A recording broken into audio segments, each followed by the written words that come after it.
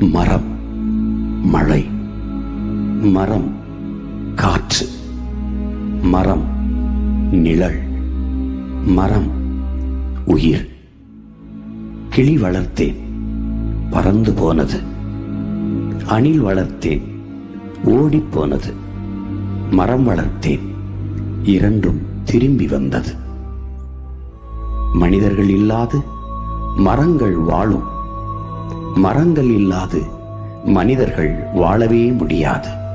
மரம் மண்ணின் வரம், வளர்ப்பதே மனித அறம்.